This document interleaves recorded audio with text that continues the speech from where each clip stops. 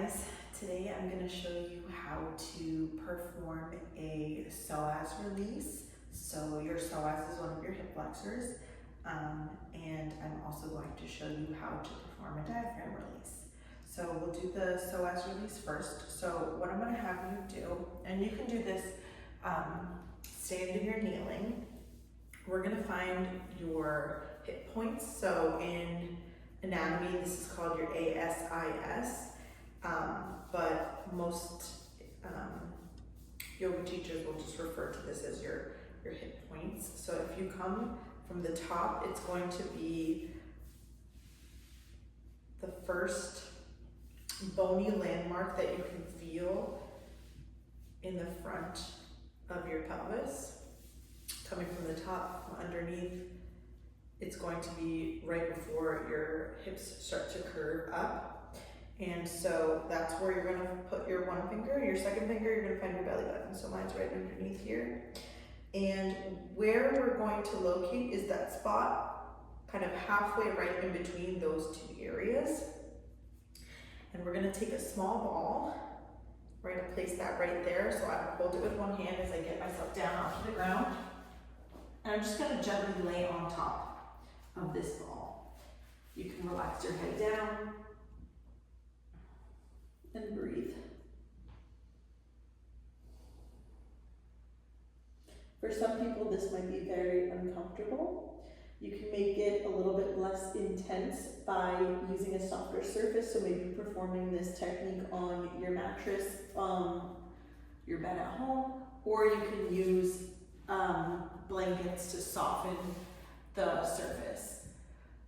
The ball I'm using is vinyl and full of air, so it has some give to it, but it's not going to collapse under my body weight. It's really hard to find a ball like this. You can also try using a lacrosse ball or a tennis ball. Now, because those are firmer and smaller balls, they tend to be more intense, so you definitely want to do that on a softer surface.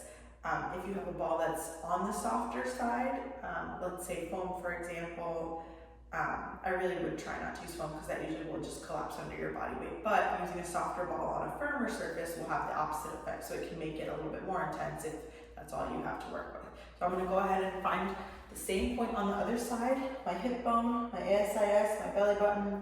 I go about halfway in. I'll place the ball here, and I'll lay down right on that same area. So it's not directly in the middle of your body, it's off to the side, and that's the side you're releasing.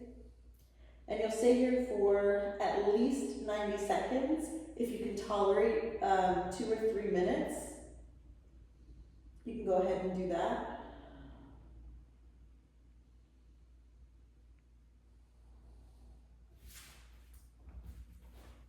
So for the diaphragm release, we're going to find your rib cage. You put your hands on your ribs, you'll feel your ribs. And then you're gonna find the front of your rib cage where it starts to dip in.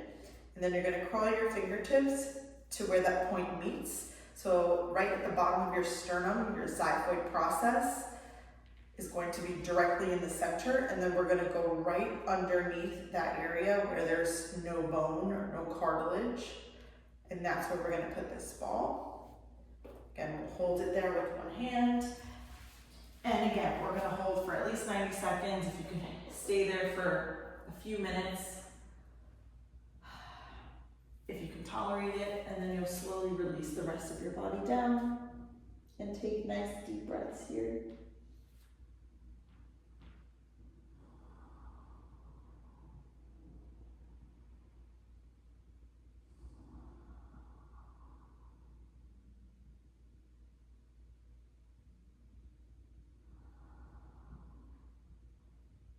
When you're ready to come out, you can come up onto your elbows and then press up to a tabletop position or sit back in a child's pose. So these techniques, I tend to use them for people who have upper back pain, low back pain, hip pain, or pelvic floor pain. So remember that your respiratory diaphragm is the top of your core.